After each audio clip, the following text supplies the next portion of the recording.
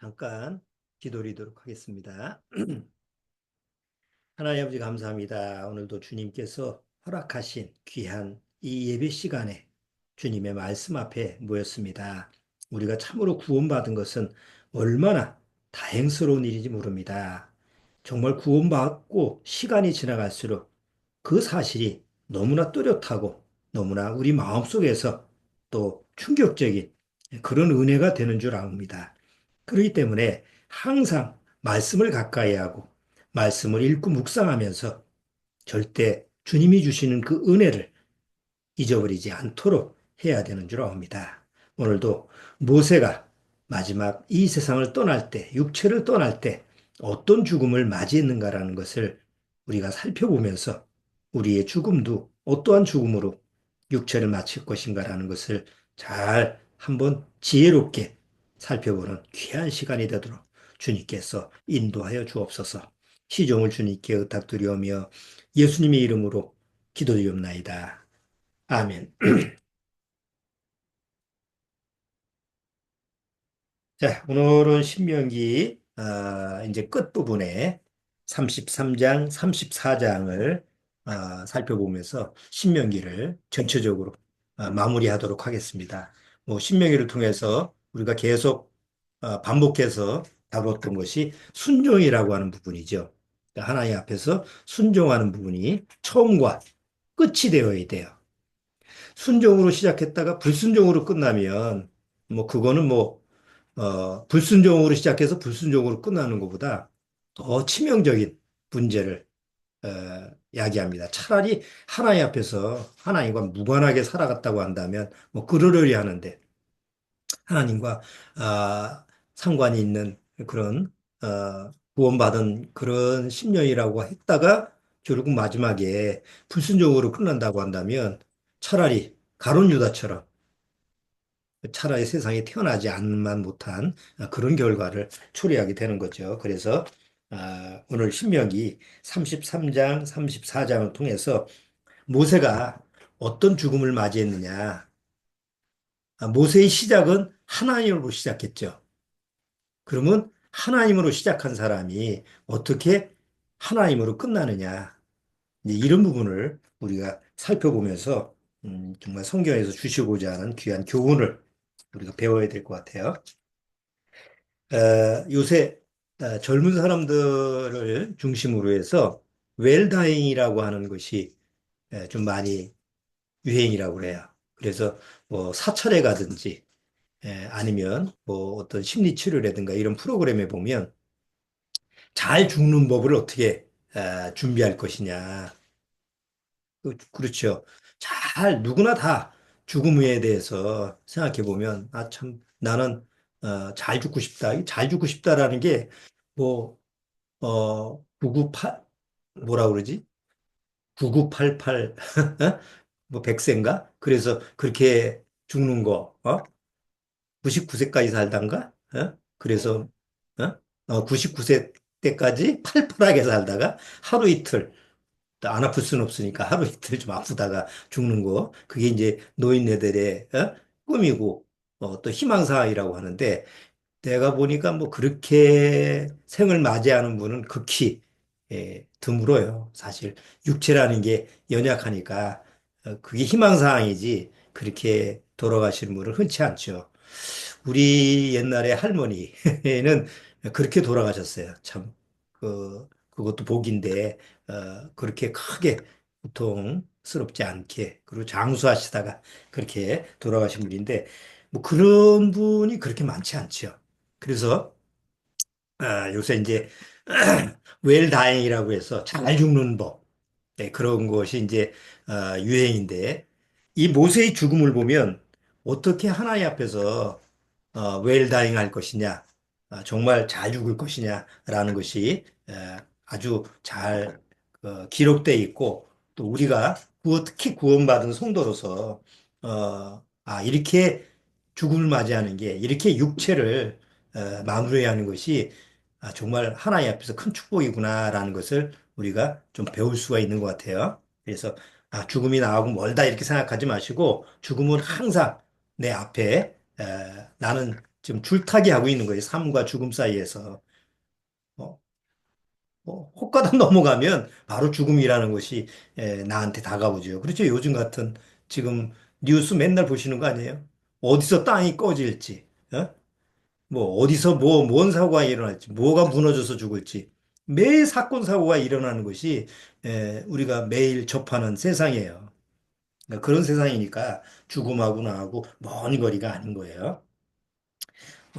요새, 요번 주에 그래서 모세의 죽음과 그 웰다잉이라는 제목이 오늘 설교 제목이 그건데 그런 부분을 조금 묵상을 하면서 살펴보다가 신문을 보니까 그 어떤 책이 하나 소개가 되어 있는 게 있는데 그 대통령의 염쟁이라고 하는 책이 하나 그 뭐 누가 이제 사설을 썼는데 자기가 그 책을 보고 좀 감명을 받았다. 그래서 마침 그 이북이 있어서 어 이제 한번 나도 한번 봤어요. 유재철이라고 하는 분인데 우리나라 대통령 6분을 이렇게 영을 하셨던 유명한 양반이 염하는 이 장례사죠. 요새 장례 지도사라고 하는데 한 30년 넘게 장례 지도를 하면서 그 부분에 대해서는 아주 박사학위까지 받은 전문가예요. 그래서 유명한 대통령들, 뭐 유명 배우들, 뭐 하여튼 세상에서 유명한 사람이 죽었다 하면 이제 이 사람이 염을 해주고 장례를 마쳐주는 이런 분인데 요 사람이 이제 책을 썼어요. 그래서 자기가 염을 하면서 그 돌아가신 분을 이렇게 보내드리면서 그때그때 자기가 경험했던 것을 기록한 그런 책자인데 좀 재밌더라고요. 그 죽은 양반들에 대해서 마무리를 하는 부분. 그래서 거기 책을 보면 이런 문구가 하나 있어요. 태어날 때 자신은 울지만 주위 사람은 웃고 죽을 때 주위 사람은 울지만 자신은 웃는 그런 사람이 행복한 삶을 산 사람이 아니겠느냐 이렇게 썼어요. 좀 의미가 있죠. 우리가 아기가 태어날 때 연우가 태어나면 막 울잖아요. 근데 주변 사람은 웃고 축복하고 그러죠. 근데 사람이 죽을 때는 주변 사람이 울죠. 그런데 죽은 사람은 웃고 마무리한다면 그것처럼 행복한 삶이 어디 있겠느냐 이렇게 표현을 하면서 거기다가 이제 자기가 수천 명의 그 돌아가신 분을 보내면서 염을 하는데 뭐 그러면서 이제 여러 경험담을 했어요. 이제 거기 좀 조금 이제 우리가 생각해 봐야 될 그런 죽음도 있는데 이 사람이 거기다 이렇게 썼더라고요. 되게 죽은 사람의 손을 이렇게 염을 하면서 손, 발, 뭐 이렇게 얼굴 이렇게 염을 하면서 그 특징적인 그때 상황을 이렇게 메모를 했는데 그 손에 대한 관련된 거 하면서 되게 세상에서 뭔가 물질을 가지고 있고 많이 가지고 있는 사람들은 이게 주먹을 꼭 쥐고 죽는데요. 근데 이게 피하기가 어렵대요. 많을수록 그렇대요. 아무것도 없는 사람은 그냥 이렇게 잘 피고, 이렇게 손을 이렇게 오므렸다고 해도 이렇게 염하기 위해서 이렇게 닦아주기 위해서 이렇게 피면 금방금방 펴지는데, 뭐, 졸부라든가 아주 세상에 많은 걸 가지고 있는 사람들, 이런 사람들 이렇게 손을 보면 어떤 경우에는 안 펴진대요. 그래서, 그런 건 이제 억지로라도 펴야 되잖아요. 그래서 그런 사례도 이렇게 적어 놓은 거를 읽어봤어요. 그럴 것 같아요. 그렇죠? 자기는 한 푼도 못 쓰고 그냥 가지고 있다가 그걸 못 쓰고 가지고 가지도 못하는 걸 가지고 가면 얼마나 억울하겠어요.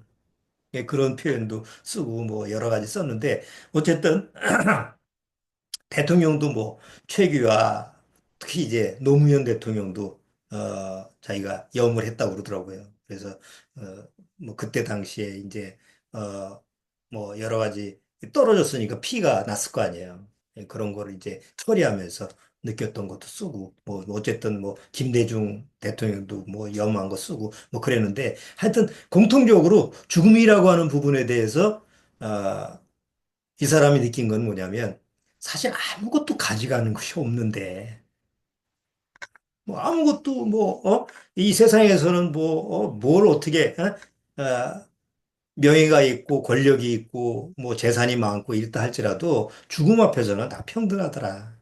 아무리 없는 사람, 세상에서 정말 찢어지게 가난한 사람 이런 사람을 죽음을 맞이하는 거나 뭐 왕이라고 해봐야 죽음을 맞이하는구나.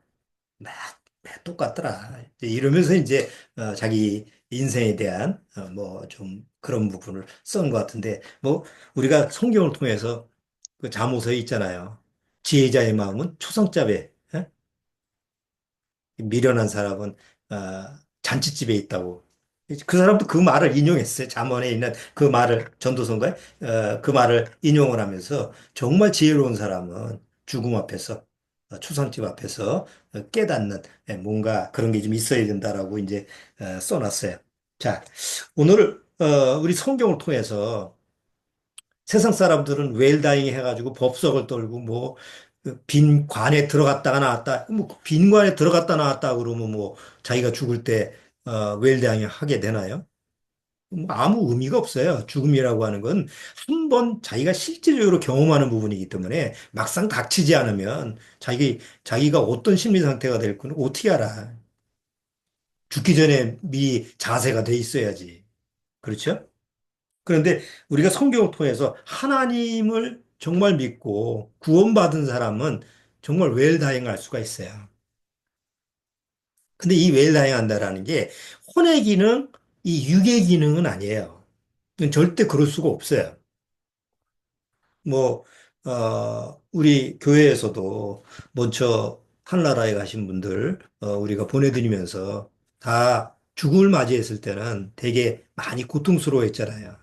육체적으로나 혼적으로나 너무 괴로우니까 짜증도 내고 또 마음에 화도 분출하고 뭐 이런 거는 뭐 어쩔 수가 없는 거예요. 아무리 구원을 받아도 이 혼적인 작용이나 육체적인 이 육신이라고 하는 것은 그건 내 말을 듣는 존재가 아니에요, 아예. 그러니까 죽음이라고 하는 상황이 딱 오면 어떤 면에서는 더 그런 여실히 육의 성품이라는 게 이게 자제가 안 되니까, 통제가 안 되니까 그냥 분출되는 거죠. 너무 심하면 어떤 사람들은 구원받았나? 구원받은 사람이 왜 저렇게 괴로워하고 아프고 그렇게 하지? 이런 또 의심을 들 수도 있어요.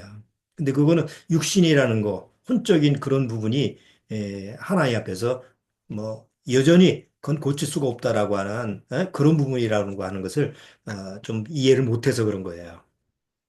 그 이제 저희 우리 임자매님도 돌아가시 전에 파킨슨이 너무 심해서 요양병원에 가 있으면 이게 몸을 점점 돌아가시 전까지 몸을 굽혀요. 처음에는 한 손을 못 움직이다가 이제 결국은 두 손을 못 움직이고 꼼짝하고 다리도 이제 굽어. 그래서 거의 사지가 이렇게 굳어 있는 상태. 얼마나 고통스럽겠어요. 그런데다가 몸이 이제 오랫동안 누워 있으니까 간지럽잖아요. 또 엄니가 이제 건선 피부니까 평소에도 굉장히 몸이 건선이어서 간지러운데 조만큼 긁어달라고. 어? 그게 얼마나 육신적으로는 괴롭겠어요. 그런데 이제 뭐 제가 찾아갈 때마다 같이 기도하고 뭐 이렇게 하면 육신은 굉장히 괴로운데 영은 항상 평안한 모습, 영으로는 평안한 모습을 좀 감지를 하고, 그리고 또 마음에 또 그런 것 때문에 안심이 되는 이런 모습을 발견을 해봤어요. 우리 뭐 다른 분들도 똑같이 제가 목사이다 보니까 죽음을 맞이할 때 그렇게 접하면서 그런 부분을 경험하게 되는데 오늘 모세의 죽음은 좀 특별해요. 모세는 아픈 적도 없고 뭐 몸이 어디 이상한 적도 없고 여기 신명기 34장이 보면 모세는 아주 팔팔해요. 정말 9988. 그 여운도 없어. 하루 이틀 아픈 것도 없어. 그리고 마지막에 이 성경에 여기 한번 34장 보세요. 7절 한번 보세요. 7절. 자, 신명기 34장 7절 한번 보세요. 모세의 죽을 때 나이 120세나 그 눈이 흐리지 아니하였고 기력이 쇠하지 아니하였더라. 120세인데 눈도 아주 뚜렷하고 잘 보이고 기력도 팔팔해요. 아이고 이런 사람은 드물죠. 에? 그렇잖아요. 다 이루고 싶지만 이거는 불가능에 가까워요. 그러면 이 당시에 모세 때 이 당시에 평균 그 나이가 40세예요. 지금 뭐 우리가 60년대, 50년대만 해도 우리 평균 살 수 있는 나이가 몇 세라고 했어요? 50이나 60세였어요. 그치? 옛날에는 60대면 다 돌아가시고 그랬잖아요. 지금이나 뭐 거의 100세 시대지. 근데 이 당시에 지금부터 한 4천 년 전에 평균 그 삶의 나이는 평균 40세예요. 그런데 모세는 그거의 3배, 80세도 아니고 120세까지 사는데도 죽을 때 기력이 쇠하지 않았대요. 왜 그럴까요? 여기서 한번 예수님이 산상수훈에서 팔복에 대한 얘기를 하신 적이 있는데 8가지 복을 얘기하는데 그중에 온유한 자는 복이 있나니 땅을 그 기업을 땅이라고 하는 기업을 받는다라고 하는 약속을 하신 적이 있죠. 물론 땅이라고 하는 게 이 세상 땅만 하는 것이 아니라 하나님이 주시는 영원한 기업을 하나님이 약속하신 거예요. 자, 거기서 이제 우리가 초점을 맞춰야 될 부분이 모세는 어떤 사람이길래 시작서부터 끝까지 하나님으로 시작해서 하나님으로 끝났을까? 그럼 하나님으로 시작해서 하나님의 끝난 사람, 하나님으로 끝난 사람의 삶은 어떤 모습일까? 여러분 잘 기억해 보세요. 모세가 태어났죠. 태어나는데 그때 세상은 애굽 시대에 애굽 왕 바로온 남자아이를 다 죽이라고 명령을 하죠. 그 죽을 위기에 빠졌었죠. 그래서 남자아이는 다 죽었어요. 그 당시에. 그런데 하나님이 이 모세는 살려서 왜 이름이 모세가 됐어요? 모세. 물에서 건져냈다라는 거죠. 그래서 그 누이가 그저 갈대로 만든 조그만 그런 상자에다가 그 남자아이를 거기다가 태워가지고 물에 띄우죠. 근데 그걸 누가 건져요? 바로의 공주가 그걸 건져잖아요. 그래서 히브리 아이라는 걸 알면서도 숨겨서 자기 양자로 삼고 그래서 40년 동안 어떻게 살아요? 바로 궁에서 원수의 자기를 죽이려고 했던 원수의 중심지인 바로 궁에서 왕자의 신분으로 삽니다. 여러분 세상에 이건 뭐 한 영화 같은 일이죠. 드라마 같은 일인데 왜 모세가 그런 삶을 살게 됐느냐? 바로 하나님으로부터 모세는 시작됐기 때문에 그래요. 근데 오늘 이제 신명기 120세가 됐을 때 하나님으로 시작한 사람이 120세가 되는데 눈도 흐리지 않고 기력도 쇠하지 않았는데 하나님이 됐다. 이제 너는 이제 올라오라. 내가 널 데려가겠다 해서 죽음을 맞이했을 때 기력도 쇠하지 않았는데 죽었어요. 왜? 하나님이 끝내기 때문에 그래요. 자, 그렇다면 우리가 여기서 어떤 교훈을 받으면 좋을까요? 아, 나도 하나님으로 시작되었으면 하나님으로 끝나야 되겠구나. 그래야지 세상 말처럼 웰다잉 하겠구나. 웰다잉은 내가 노력해서 되는 게 아니에요. 내가 관으로 들어갔다 나왔다 하고 뭐 어디 뭐 수련을 쌓고 그래서 웰다잉 되는 게 아니고 하나님으로 시작했으면 하나님으로 끝나야 돼요. 근데 우리가 육으로 태어나면 하나님을 시작하는 게 아니죠. 물론 구원받은 사람은 창세전서부터 예정이 돼 있기 때문에 하나님으로 시작한 사람이에요. 그러나 이 세상에 육신으로 태어날 때는 뭐예요? 아담의 후손으로 태어나서 여전히 사단의 권세 속에 잡혀 있는 거잖아요. 그걸로 시작해서 이제 사단의 권세 속에서 내가 육신으로 태어나서 그걸로 육신의 죽음을 맞이한다면 그거는 비참한 죽음이 되는 거죠. 결국 지옥과는 마무리가 되는 거예요. 그런데 다행히 중간에 하나님의 은혜로 내가 예수님을 통해서 구원을 받게 되고 새 사람이 시작이 된 거죠. 그래서 구원받고 옛사람은 죽었고 옛사람은 끝난 거예요. 사단으로부터 시작되는 육의 출생은 예수님 안에서 끝나는 거예요. 사단이 창세기 때 하나님이 아담한테 약속을 하는데 여자의 후손이 너를 뭐라고 그랬어요? 여자의 후손이 너희 머리를 상하게 할 것이요. 십자가의 예수님이 죽음이라고 하는 것은 사단의 머리가 상하는 거예요. 사단의 능력이 이제 더 이상 역할을 하지 못하게 하는 거예요. 그래서 내가 예수 그리스도와 함께 십자가에 같이 죽으면 나의 육의 시작은 육으로 이제 끝나버리는 거예요. 하나님이 끝내게 하는 거예요. 그리고 다시 영의 시작이 된 거죠. 영이 시작이 됐으면 뭘로 끝나야 돼요? 영으로 끝나야 돼요. 왜? 하나님이 나를 새로 시작했기 때문에 바로 하나님으로 나의 끝을 마무리하게 해야 되는 거죠. 그게 웰다잉이고 이게 결국 나의 삶의 끝이 되어야 되는 거예요. 자, 모세의 죽음을 모세의 일생을 한번 우리가 다 신명기를 통해서 다뤘기 때문에 모세의 일생을 한번 살펴보시죠. 모세가 비록 하나님으로부터 시작됐지만 바로의 궁에서 그 공주의 아들로서 정치적으로 보면 바로의 이집트의 또 권력을 잡을 수도 있는 그런 존재예요. 그렇죠? 이집트에서 이집트의 문명, 이집트의 지식, 이집트의 뭐 모든 학문, 그다음에 모든 권력 이런 걸 다 가지고 40년을 살았어요. 그렇죠? 그때는 모세가 어떤 마음이에요? 그가 하나님을 모르는 건 아니에요. 그도 알았어요. 그리고 어느 날 자기를 통해서 고통받는 저 히브리인들, 내 민족들을 나를 통해서 구원하시기 위해서 나를 이렇게 하나님이 이렇게 세우셨다라는 것도 알았어요. 그래서 모세는 마음속에서 뭘 품었어요? I can do it. 난 할 수 있어. 난 내 민족을 구할 수 있어. 나는 내 히브리 민족을 위해서 나 지금 하나님의 도구로 사용되는 거야. 이런 마음을 가지고 있는데 결국 그거는 하나님의 의도가 아닌 결국 자기 의지라는 거예요. 그래서 철저히 모세는 하나님 앞에서 쓰임을 받기 전에 자기 자신이 무너져야 되고 자기가 부인되어야 되는 삶이 필요했죠.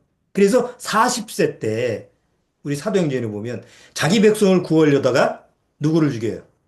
이집트 병사 군인을 죽이죠. 자기를 학대하는 자기 히브리 민족을 학대하는 이집트 그 병사를 죽여서 묻고 그것이 탄로날까 봐 도망치죠. 그래서 도망쳐서 사막에서 40년 동안 이제 자기를 부인하는 삶을 사는 거예요. 40년은 세상 훈련을 받고 세상의 모든 것을 다 취해서 그런 걸 세상 걸 접했다면 이제 40년 동안은 그 모든 것을 잊어버리는 삶을 사는 게 바로 이제 40년의 삶이에요. 그래서 미디안 광야에서 거기서 이제 양을 치면서 목동으로서 옛날 애굽에서 자기가 가졌던 권력, 자기가 가졌던 어떤 지식, 자기가 가졌던 어떤 경험, 자기가 가졌던 자기 의지, 자기 혼적인 작용 이런 부분이 하나씩 하나씩 무너지는 과정을 40년을 한 거죠. 구원받고 나서 한 뭐 몇 년 지났는데 옛날에 보면 우리 교회 모임 속에서 구원받고 나서 몇 년 지나서 뭐 교사가 되고 목사가 되고 위험한 일이에요. 하나님 앞에서 40년을 그냥 세상 것으로 역할을 감당했을 때 하나님의 훈련에서 40년이 걸렸다라고 하는 것은 물론 40년이 꼭 필요하다 이건 얘기는 아니지만 모세를 통해서 40년의 세월이 걸렸다라고 하는 건 그만큼 자기의 혼적인 이 육적인 것이 이게 제어된다는 게 그렇게 쉬운 일이 아니라는 거예요. 그리고 80세 됐을 때 하나님이 이제 시내산에서 모세를 불렀죠. 우리 민수기 신명기 다 지나오면서 우리가 봤던 거예요. 그 호렙산에서 그 시내산에서 불러서 떨기나무 가운데서 모세야 모세야 내 신발을 신고 신발을 이렇게 벗고 내 앞에 서라. 그래서 그때 이제 모세를 불러서 너 내 백성 이스라엘을 구하라. 그 이제 명령을 해서 구하러 내려가죠. 그때는 이미 모세가 어떤 마음 상태예요? 자기 부인을 했던, 자기를 이제 통제하고 제어했던, 어, 대화이제 도화지에다가 40년 동안 모세가 자기의 기름을, 자기의 인생에 대한 그림을 열심히 그렸다고 한다면 40년 동안은 하나씩 하나씩 지워지면서 백도화지가 된 상태예요. 이제는 새롭게 80세가 되고 나서 나머지 40년 동안은 새롭게 이렇게 하나님이 인도하시는 그림이 되는 그런 도화지에 그려지는 인생이 되어지는 거예요. 자, 그래서 이제 40년 동안 자기 부인의 삶이 됐을 때는 이제 자기를 부정하고 나는 하나님 앞에서 죽은 자야. 나는 하나님 앞에서 산 자가 아니라 나는 그리스도와 함께 죽었다. 우리가 이렇게 하나님 앞에서 늘 인정하는 그 이제 시인하는 그런 삶의 모습처럼 모세는 미디안 광야에서 그 훈련을 쌓은 거예요. 이런 훈련이 되어지지 않는 한 하나님 앞에서 온전히 쓰임을 받을 수가 없죠. 나중에 보세요. 모세와 함께 갔던 아론이 있었죠. 또 아론과 같은 선자가 누이인 미리암이죠. 근데 나중에 광야 생활하면서 나중에 뭘 해요? 모세를 대적하는 그런 일을 하죠. 그래서 미리암은 문둥병까지 걸리잖아요. 왜 지만 지도자야? 어? 우리도 지도자지. 우리도 하나님 앞에서 쓰임 받는 사람인데. 이런 마음을 품는 그런 아론과 그 미리암을 봤을 때 모세는 그런 적은 없었거든요. 차라리 그런 막 아론과 미리암이 그 모세를 대적했을 때 같이 싸웠어요? 모세가? 안 그러죠? 모세는 오히려 하나님 앞에 맡기는 자세를 보게 되죠. 그러니까 80세 이후에 모세의 40년의 삶을 보면 뭐 자기를 이렇게 노출시키고 자기를 이렇게 분출시키는 이런 부분이 별반 없어요. 딱 한 번, 딱 한 번 그 실수 때문에 이제 결국 가나안 땅에 못 가게 되는데 이제 그 딱 한 번이 이제 결정적인 모세한테는 치명적인 실수가 되는데 뭐 다 기억하시니까 성경을 찾아보지 않고 그냥 말로 할게요. 시간이 많이 지나니까. 어, 반석에서 물을 치라고 하나님이 첫 번째는 이제 반석에서 반석을 치라라고 했는데 또다시 그런 일이 벌어지죠. 물이 없다고 막 난리를 치니까 모세가 갑자기 흥분을 해가지고 내가 너희를 위해서 이 반석을 치려 해서 말로만 해도 되는데 반석을 두 번 쳐서 결국은 물이 나왔는데 하나님이 나중에 내 명령을 어기고 왜 반석을 치느냐 해서 결국은 모세가 너는 이 땅에 약속의 땅은 들어갈 수 없고 이제 여기서 죽으라 이제 그 신명기 34장 마무리해서 넌 여기 모압에서 이제 가나안 땅을 보면서 너 삶을 마무리해라 이렇게 해서 이제 그런 장면이 하나 있었죠. 예, 그때 말고는 모세가 뭐 자기 혼적인 뭐 육적인 그런 부분 가지고 막 그게 싸우고 이런 장면이 없었어요. 그렇죠? 40년 동안 자기가 이끌어가던 이스라엘 민족이 하나같이 40년 동안 뭐 했어요? 말을 잘 듣고 순종을 하고 정말 아이고 기특하다 이랬어요? 하나님이 화를 내서 야 저것도 싹 없애버리고 새로운 민족도 해줄게. 모세한테 그렇게 할 정도로 정말 모세를 하루라도 못 살게 군 적이 없어. 그냥 닥달을 하고 이거 없다 저거 없다 뭐 맨날 아우성을 치고 원망을 하고 대적을 하고 이게 40년의 삶이에요. 그런데 모세는 그런 거에 그렇게 연연하지 않고 묵묵히 그냥 하나님 말씀만 쫓아가는 그런 모습을 우리가 이제 모세의 삶을 통해서 보게 되죠. 예, 그래서 그런 모세의 삶을 통해서 성령의 9가지 열매가 있는데 그 중에 이제 모세가 하나님 앞에서 하나님의 사람인데 무엇이 모세로 하여금 아주 강하게 하나님 말씀에 100% 순종하게 하느냐? 바로 온유함이다라고 이제 성경은 표현을 해요. 그래서 민수기 한번 보시죠. 민수기 12장.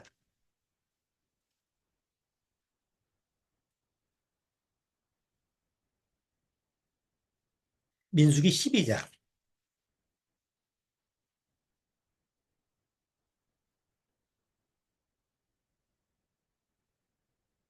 자, 민수기 12장 3절 보세요. 자, 민수기 12장 3절을 보시면 여호와께서 이 말씀을 두셨더라. 3절 이 사람 모세는 온유함이 지면의 모든 사람보다 승하더라. 왜 하필이면 9가지 열매가 있지 성령에 사랑, 희락, 화평, 오래 참음, 절제 이렇게 하면 여기서 모세가 사랑이 지면의 모든 사람보다 승하더라. 뭐 희락 그 9가지 열매가 있잖아요. 거기 그 중에서 왜 하필이면 그 단어 중에서 온유라고 하는 말이 여기에 기록돼 있을까? 모세가 원래부터 온유했나요? 온유한 사람이 그냥 불의한 일을 가지고 그냥 확 죽여버리고 그러나요? 어? 아무리 정당한 정의를 위한 행동이라 하더라도 그거는 온유라고 할 수는 없죠. 정당한 뭐 어떤 모습일 수는 있지만 그렇다고 온유라고 하는 표현은 안 쓰잖아요. 사람을 죽이는데 온유한 마음으로 사람을 죽였더라. 이런 말은 있을 수가 없잖아요. 모세가 애굽에서 40년의 삶은 그냥 혼적인 삶이에요. 하나님을 알아도 육과 혼적인 삶이에요. 그리고 미디안 광야에서 40년의 삶은 자기 부인의 삶이죠. 그러면서 40년 동안, 미디안 광야의 40년 동안 그가 무엇을 얻었느냐? 바로 하나님의 온유함을 받은 거야. 하나님 안에 있는 온유함을 훈련을 통해서 배운 게 40년 동안. 다윗 같은 사람도 다윗은 얼마나 강한 사람이에요. 골리앗 같이 물리친 사람. 또 혈기가 다윗의 삶을 보면 굉장히 혈기가 왕성한 사람이죠. 그런데 다윗이 시편에다가 이런 걸 기록해. 시편 말고 사무엘 하를 한번 보세요. 사무엘 하. 저 뒤쪽에 사무엘 하 22장.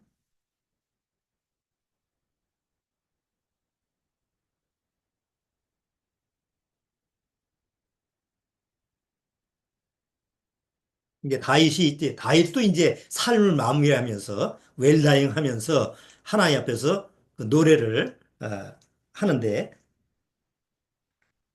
자, 사무엘하 22장 36절 보세요. 자, 36절 같이 읽어보죠. 주께서 또 주의 구원의 방패를 내게 주시며 주의 온유함이 나를 크게 하셨나이다.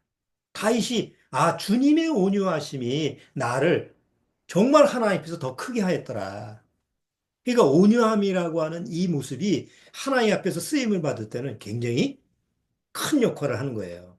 시편에도 공의로 나를 지도하시는데 누구를? 온유한 자를 공의로 지도하신다라는 표현도 있어요.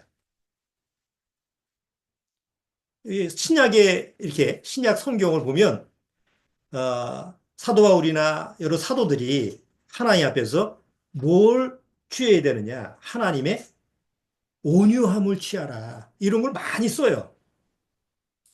겸손과 온유함을 취하라. 온유함과 부드러움을 취하라. 계속 온유라고 하는 것이 특히 하나님의 사역을 하는 사람한테는 굉장히 중요한 부분이기 때문에 디모데 전서 목회자인 디모데한테도 바로 예수 그리스도 안에서 온유함을 가지라. 네가 목회자니까 목회할 때 온유함을 가지라. 이런 부분을 많이 강조를 하는 모습을 우리가 성경을 통해서 보게 돼요. 우리 잘 아는 예수님이 나는 마음이 뭐예요? 온유하고 겸손하니 내게 배우라. 이런 말씀도 하셨죠? 그 많은 것 중에 사랑을 배우라. 인내를 배우라. 이런 표현도 많은데 왜 예수님은 굳이 나는 마음이 온유하고 겸손하니 내게 배우라고 온유라는 말을 썼을까요? 그만큼 온유가 하나님의 일을 하기 위해서 꼭 필요한 영의 가장 중요한 요소이기도 해요. 자, 이제 본문으로.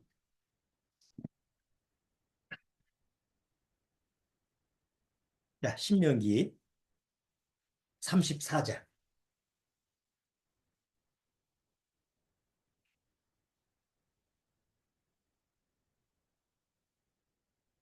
자, 신명기 34장. 제가 읽으면서 설명을 하도록 하겠습니다.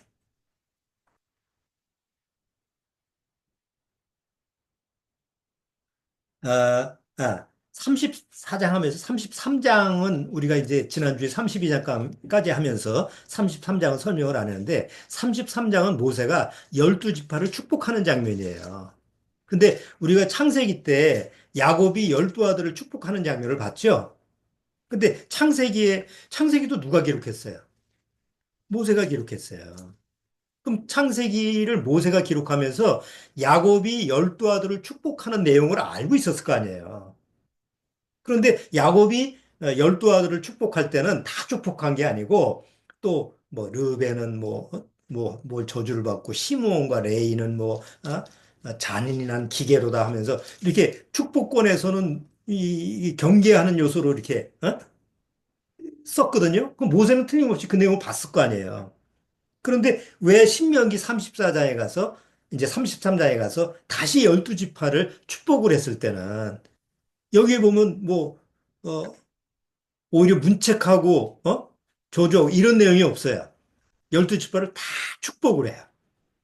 물론 창세기에서 기록한 거는 개인적인 어떤 야곱의 가족 역사이기 때문에 그렇게 기록이 돼 있는 거고, 여기 신명기 33장은 이스라엘 민족 전체 지파의 미래에 대한 예언이기 때문에 이리 축복을 했지만 여기서 이제 모세를 봤을 때는 모세가 그렇게 지질이 속을 새겨도 결국 모세의 마음속에서는 12지파에 대한 사랑이 가득한 거죠.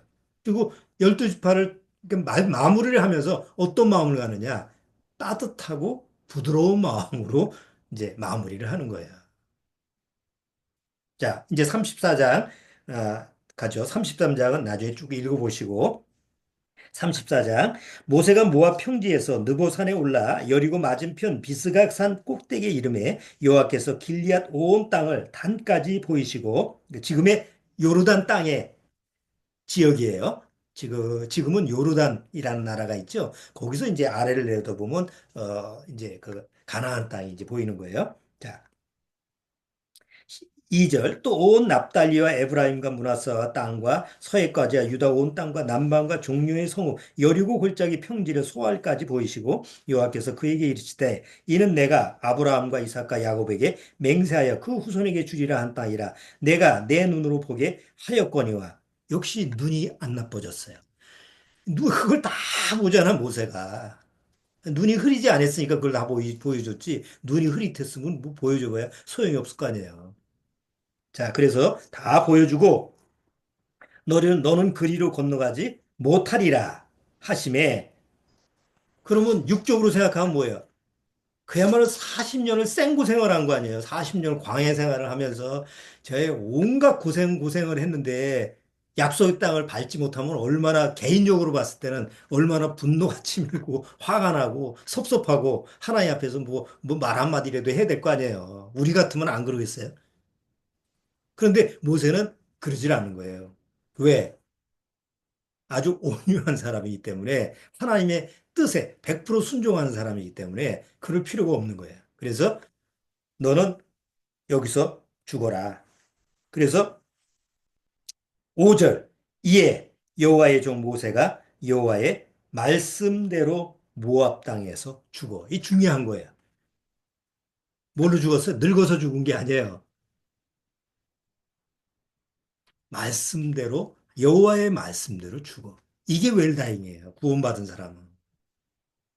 비록 암병에 걸렸어. 내가 죽을 병에 걸렸어. 너무 고통스러워. 그래도 여호와의 말씀대로 죽으면 웰다잉이에요. 그것처럼 큰 축복이 없어요. 사지가 막 멀쩡해서 펄펄하게 살다가 죽었어. 근데 지옥 간다. 그건 웰다잉이 아니에요. 죽은 다음에 바로 지옥인데 그게 무슨 아름다운 죽음이야. 자, 5절 이에 여호와의 종 모세가 여호와의 말씀대로 모압 땅에서 죽어 벳부올 맞은편 모압 땅에 있는 골짜기에 장사되었고 오늘까지 그 묘를 아는 자 없으리라. 이상하죠?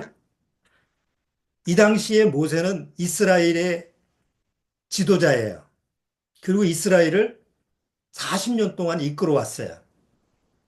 그럼 적어도 그 당시에 족장이고 이 정도의 위대한 사람이라고 한다면 그냥 보통 장례를 치르면 안 되잖아요. 그런데 하나님은 이 모세라는 이, 예? 이 유명한 지도자를 아예 이스라엘 민족하고 격리시켜버려요. 그래서 그 누구도 여호수아조차도 어디서 죽었는지 몰라. 아, 세상에 이런 죽음이 있어요? 그렇게 유명한 사람이? 예? 그런데 하나님은 이 모세라고 하는 이 인물에 대해서 이 온유한 사람에 대해서 마지막 죽음까지도 하나님이 다 취해 가시는 거예요. 여기서 우리의 죽음까지도 책임을 지시는구나.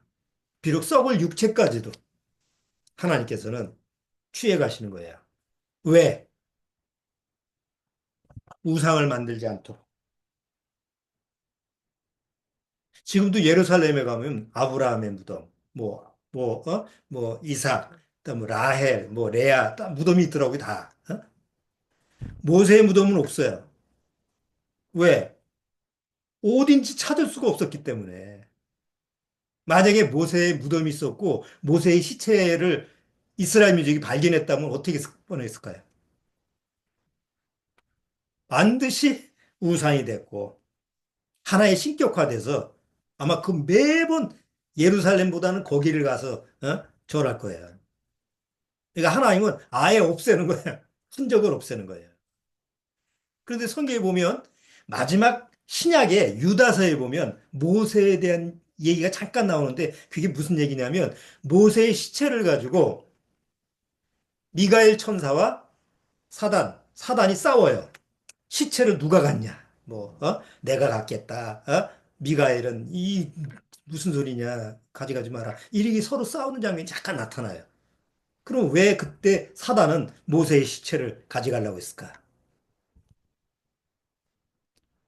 모세는 살아생전에 사단이 타치를 할 수가 없었어. 하나님이 전적으로 책임이 졌기 때문에. 근데 이제 죽었으니까 그 시체라도 거두어서 사단이 뭐라도 써먹어. 어떻게 이스라엘로 하여금 우상 숭배를 한다고 하게 한다면 모세의 시체를 가지고 우상화시켜서 이렇게 거기를 초점을 맞추게 한다면 하나님과 멀어지게 할 수 있잖아요. 그러니까 마지막까지 모세의 시체를 가지고 어떻게 좀 해보려고 하는데 하나님이 미가엘을 보내서 막아버리죠.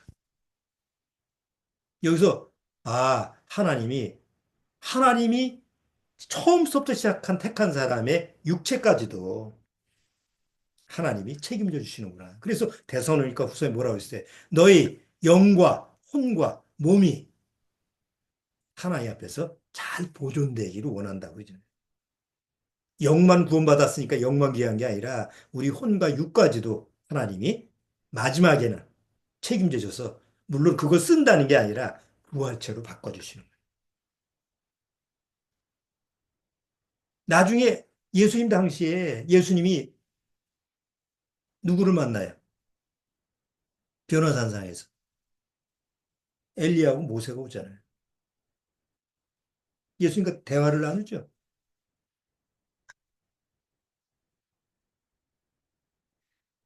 자,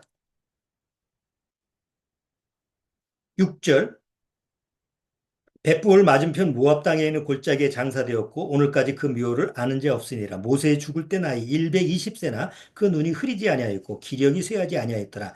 이스라엘 자손이 모압 평지에서 애곡하는 기한이 맞도록 모세를 위하여 30일을 애곡하니라. 모세가 눈의 아들 여호수아에게 안수함으로 그에게 지혜의 신이 충만하니 이스라엘 자손이 여호와께서 모세에게 명하신 대로 여호수아의 말을 순종하였더라. 그 후에는 이스라엘에 모세와 같은 선지자가 일어나지 못하였나니 모세는 여호와께서 대면하여 아시던 자요.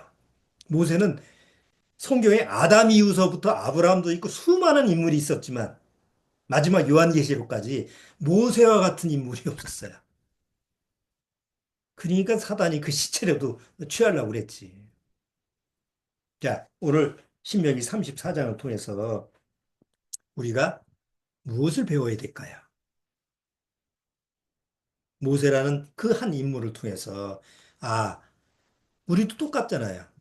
구원받고 아, 어느 날 예수님을 만나서 내가 새 사람이 되었을 때 내가 옛날 세상에 있었던 세상에 뭐 배웠고 세상에 내 나름대로 경험했던 그 모든 것이 역시 또 혼적으로 따라왔기 때문에 오늘날 구원받고 나서 하나씩 하나씩 예수님의 말씀으로 무너지고 그것이 또 통제가 되고 또 옛날의 내가 아니고 옛 것을 쫓아가는 것이 아니라 이제 새 것을 쫓고 새 사람으로 살아가는 훈련 과정이 또 있죠.